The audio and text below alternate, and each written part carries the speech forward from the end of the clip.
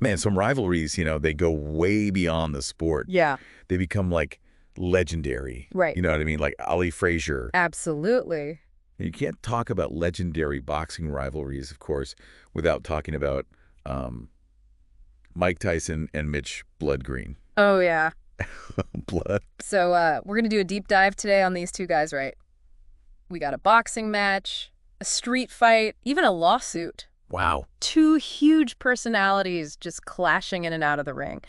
You sent over a bunch of fascinating material for this one, so let's get into it. Yeah, what makes the story so interesting is that, I mean, it really goes beyond just like, the fights themselves. Right. We see the evolution of the sport, boxing, and also like early examples of self-promotion. We see psychological gamesmanship, Oh, yeah. and then ultimately maybe even a little bit of reconciliation. Okay, so we've got this, kind of a puzzle here. We've got these two guys, sworn enemies. Yeah. But their lives are, like, totally intertwined in these really unexpected ways. It is really interesting, yeah. So let's trace their story. Let's go back to the beginning. Okay. The boxing match in 1986. Yeah. Tyson, at this point, he's already the knockout king. Oh, yeah. Iron Mike. But this fight, it goes the distance. 10 rounds. 10 rounds. Yeah. This is the first time Tyson has ever gone a full 10 rounds. Yeah, I mean, this is significant. Yeah. Up to this point, Tyson was known for just, like, brutal knockouts, super quick. Yeah. And this shows us something about, Tyson's development as a boxer. Green forced him to change up his game. He showed some strategic depth. He wasn't just a power puncher, So he could box strategically when he needed to. Exactly, yeah. Okay, get this. All right. Green is using technology to, like, troll Tyson back in the 80s. What? I'm talking about those, like, big old clunky digital camcorders. Oh, yeah. Green is using them to film himself, like trash-talking Tyson. I mean, you got to admire the guy's, like, creativity here. Yeah, you really do. Right? Like, it's almost like he was a proto-influencer or Yeah, something. well, yeah, totally. He was way ahead of his time. I mean, this was years before athletes were on, Twitter or YouTube. But he saw the power in controlling his own story. Right. Very early example of an athlete using tech for self-promotion. That is fascinating. So who was Mitch Green outside of the ring? Sounds like he came from a pretty tough background. Yeah, definitely.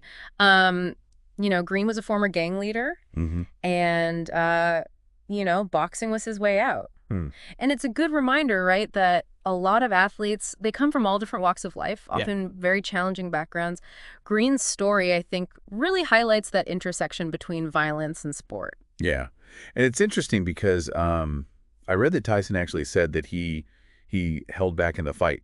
He intentionally, like, didn't knock Green out. Like, he was almost toying with him. Classic Tyson. Yeah, it's like winning wasn't enough. He had to dominate, break the guy mentally. Right. He was known for that kind of mental warfare. Yeah, so it's like bigger than just the actual boxing skill. Yeah, right. It's about power, control. Wow, that's a whole other level of strategy. Yeah. And it makes you think, like, what was going through Green's mind? I mean, knowing that Tyson's holding back Oh, yeah. for 10 rounds. The psychological pressure must have been immense. Totally. But things didn't end in the ring, did they? No. They had that infamous street fight a couple of years later. Yeah, 1988. And Tyson just dominates. It's over quickly. Yeah. Leaves Green with, some pretty bad injuries. We all remember that iconic photo, right? Green with the black eye. Oh, yeah. Really cements Tyson's image, right? Yeah. As a force of nature, someone you don't mess with. Yeah. Inside the ring or out. And that street fight had some major repercussions. Yeah. Not just physically, but legally. Green actually tried to sue Tyson for $20 million. He did. It was a big deal. But ultimately settled for a much smaller amount. Right. And it raises this, interesting question, right? What are the legal limits when these conflicts, they start in the ring, but they spill out into real life? It's a reminder that, actions outside the sport can have serious consequences for the